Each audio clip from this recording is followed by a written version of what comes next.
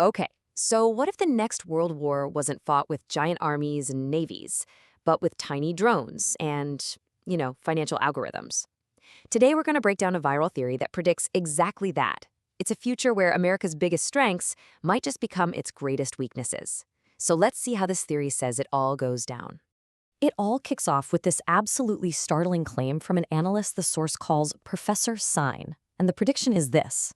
By 2026, the United States, the world's only superpower, will lose a war to Iran.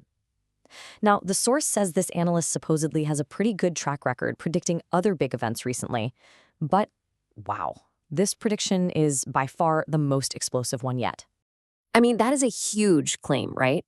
It immediately makes you wonder, how could the most powerful military on the planet possibly lose to Iran? Well, according to this theory, the answer has absolutely nothing to do with winning or losing on a traditional battlefield.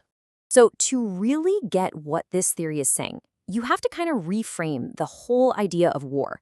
The source argues this isn't about armies clashing or navies sinking ships. No, this is a war fought against infrastructure and economics. And it's a strategy that it claims has been in the works for decades.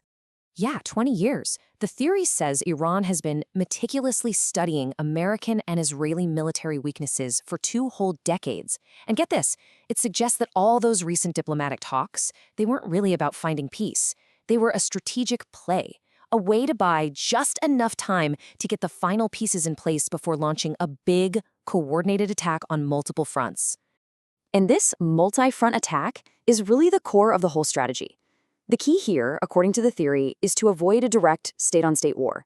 Instead, the plan is to use this whole network of proxy forces, groups all across the Middle East. The goal? To stretch American and allied forces so thin, fighting in all these different places at once, that it just creates total chaos. And the whole time, Iran itself never has to officially fire a single missile. But here's the most important part, the real master strategy. The objective isn't to defeat the U.S. military in a fight, not at all. According to this theory, the goal is to bring down the entire American economic empire. And how do you do that? By attacking its pillars, the wealthy Gulf states, whose economies are completely tangled up with America's. And to make this crystal clear, the theory lays out a pretty chilling scenario. Just imagine this. A single cheap drone, that's it, strikes one critical water desalination plant in a big city like Riyadh.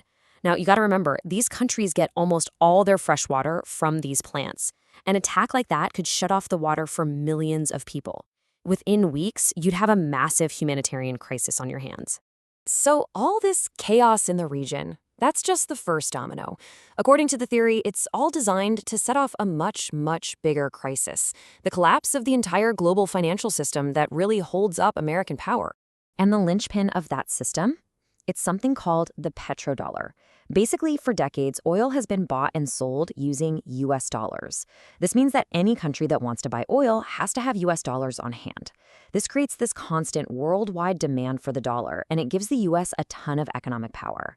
And who's at the heart of this system? The oil-rich Gulf states. They're the foundation. So here's the chain reaction the theory predicts. Step 1. The war stops the Gulf states from being able to export their oil. Their economies basically start to collapse. Step 2.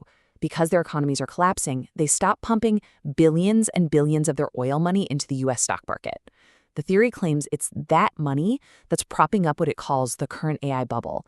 And without that foreign cash, the bubble bursts, and the whole American economy comes crashing down with it. And the source uses some really, really strong language here. It describes the modern American economy not as some great engine of production, but as a financial Ponzi scheme, one that's just dangerously dependent on this constant flood of foreign money just to stay afloat. Okay, this brings us to another really crucial part of the theory, this major mismatch in military tech, and maybe more importantly, in military thinking. Now, I know what you're probably thinking, because it's the obvious question. Why can't the most advanced military in the world just, swat these cheap little drones out of the sky? It seems simple, right? Well, the answer, according to the source, is that they're basically fighting 2 completely different kinds of war. The U.S. military is still running on a Cold War playbook. Build bigger, better, more complex, and super expensive weapons.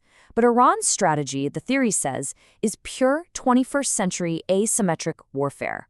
You use cheap, simple, mass-produced weapons to make those incredibly expensive systems totally useless.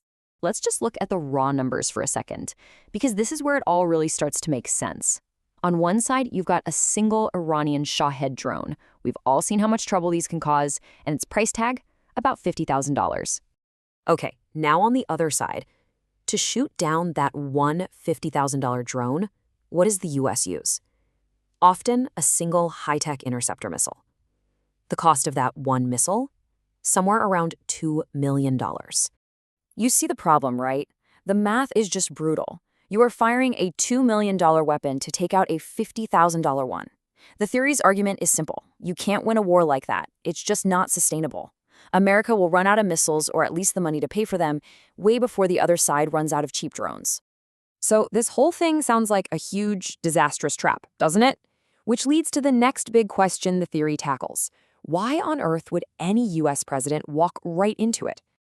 Well, the source offers up 3 possible reasons. First, just pure overconfidence, maybe coming off a recent smaller military win somewhere else. Second, a ton of political and financial pressure from allies and super wealthy donors who actually want this conflict to happen. And then there's the third reason, which is definitely the most conspiratorial one: the influence of so-called secret societies. And yeah, this is where the theory really veers deep into conspiracy.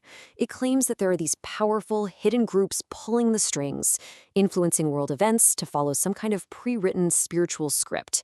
And their supposed goal? To deliberately start a massive war in the Middle East to bring about some kind of end-time scenario, no matter what the logical or economic cost is for everyone else. So when you put all these pieces together, the economic warfare, the high-tech mismatch, these supposed hidden motives, the theory comes to a pretty dark and unsettling conclusion. The bottom line, according to this source, is that this whole war is a trap, a carefully designed one. It's a war that, in any real sense, America just can't win. I mean, even if the US military wins every single battle, it wouldn't matter.